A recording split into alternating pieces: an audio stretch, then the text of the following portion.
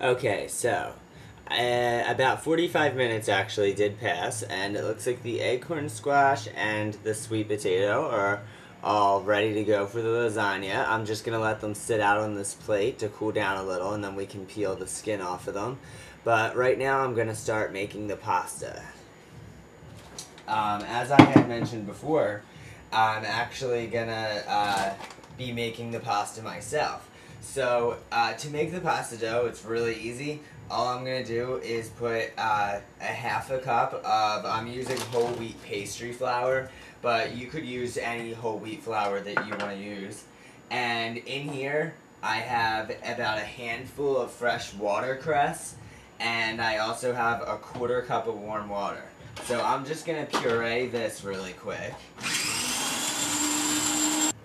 Okay, and now that I finished blending it, this is what it should look like.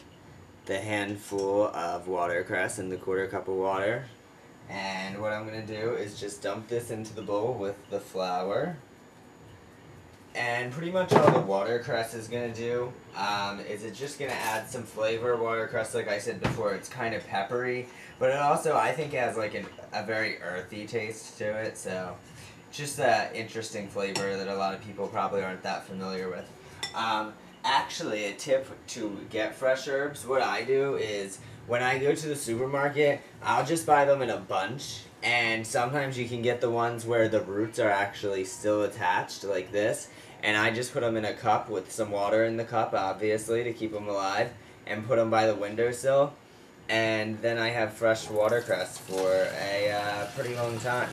Okay, so once you get all the dough incorporated, this is what you're gonna come out with. It'll look like a little green ball. If it's a little dry, you can add a little more water to it, and if it's a little sticky, you can add a little more flour.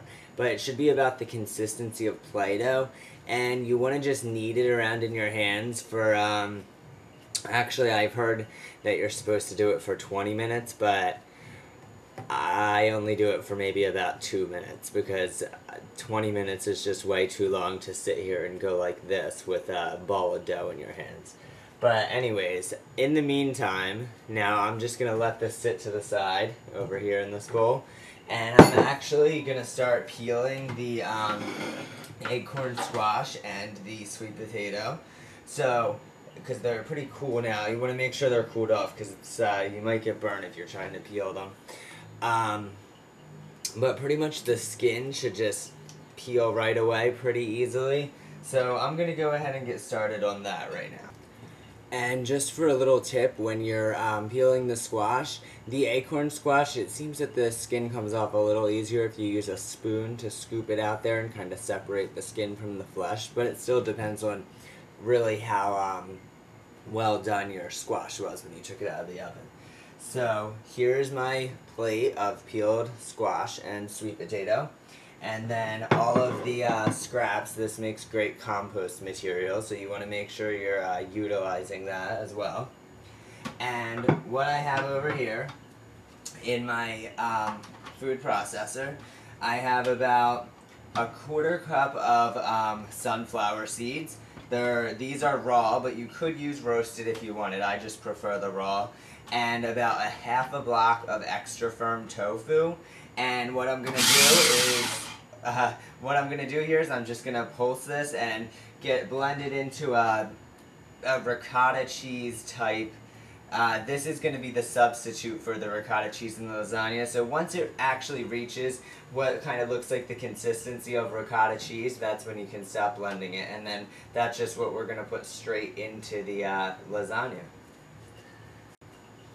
Now, if it starts to get stuck to the sides, if it gets a little too thick in there, what you could do is just add a little bit of soy milk, or you could also just add some hemp milk, nut milk, pretty much any kind of vegan milk. You can just add a couple tablespoons in there, and that'll help it get to the consistency you want to get it at. Okay, and here is the finished mixture all blended up. Looks like ricotta cheese, right? Yeah, it tastes like ricotta cheese too. And if at any point in anything I'm doing here in the recipe, if you notice anything tastes a little bland to you, you can always feel free to add a little salt or pepper if you want to.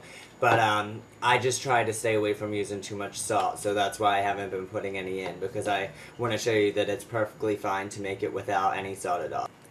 Okay, now what I'm gonna do is use my pasta rolling machine to flatten this out into thin strips that we can use to stack up the lasagna.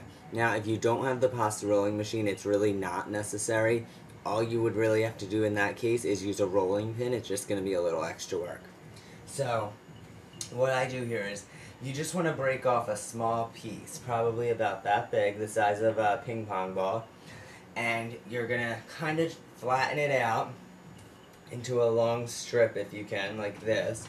It just makes it go into the actual machine easier.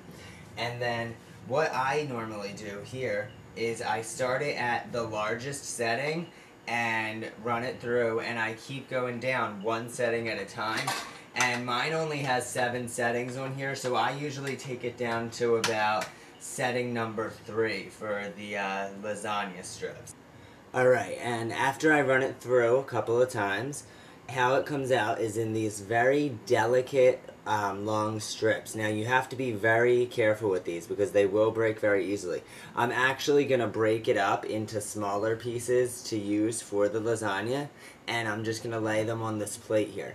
Now, one very important thing that you want to make sure you do before you lay them out on the plate, you want to sprinkle the plate just with some flour like this, and then you want to, in between each layer, if you're going to start putting them on top of one another on the plate, you just want to make sure you sprinkle some flour in between them. Otherwise, what's going to happen is, especially if it's hot or humid, all your lasagna strips are going to end up sticking together, and you're probably just going to have to roll them all up into a ball and start all over again. So this thing with putting the flour down is very, very important. I can't stress that enough. And obviously I learned that the hard way. So I was trying to make pumpkin ravioli, and I made them all, and they all stuck together, and then I tried to pull them apart, and all the filling came apart. So yeah, that was a mess. Anyways. Okay, now here are all the lasagna strips laid out on the plate, covered in plenty of flour. And over here, what I did was, I'm getting the pan ready to prepare the lasagna. So what I actually did here was, lined it with a piece of parchment paper, because this is a non-stick pan, and obviously you don't want to eat anything that comes directly out of a non-stick pan. So I just put this parchment paper in there as a bit of protection. And I mean, this can be recycled as well when you're finished if you clean it off. And actually, to get it to fit in here a little better, what I do is I just run the parchment paper under some faucet water and just wring it out, and then it makes it a little softer. It makes it almost like fabric, so it just lays right inside the pan. Anyway, right now, what I'm going to begin to do is assemble the lasagna. I actually went into my refrigerator and found that I had some of these sun-dried tomatoes left over from something, so I'm gonna, they're pretty big, so I'm gonna just cut them up into little pieces, and then we can throw that into the lasagna as well.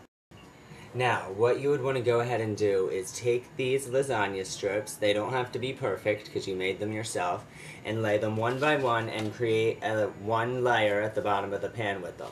Once again, if there's any holes or any cracks in it, it doesn't really matter because you made the pasta yourself, and this is what homemade pasta looks like. It doesn't have to be perfect. The next thing I'm going to do is begin adding the squash and sweet potato on top of the layer of pasta. And since I want it to be really chunky, and I just want it to be very, I want it to feel very homemade, I'm just going to break the pieces of squash apart with my hands, as well as the pieces of sweet potato, and just throw them in there to line the bottom of the pan. And don't worry if you run into like a couple parts of your potato, or especially on the squash, if you run into any parts where it's not cooked all the way or it feels a little too hard, because you're going to bake this in the oven for about another anywhere from 35 minutes to an hour, depending on how crunchy and well done you like it. And during that time, all the parts that weren't cooked all the way through, they'll just end up cooking out anyway, so it's alright.